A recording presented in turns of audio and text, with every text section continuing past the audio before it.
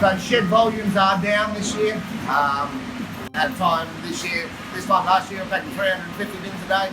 We're at 100 today.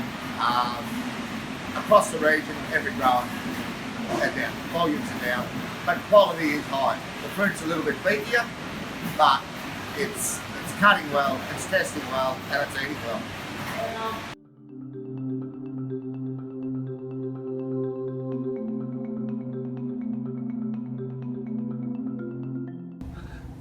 We're easing into the peak now. Our peak should hit somewhere second week of October, and I think it'll hang for a little while there.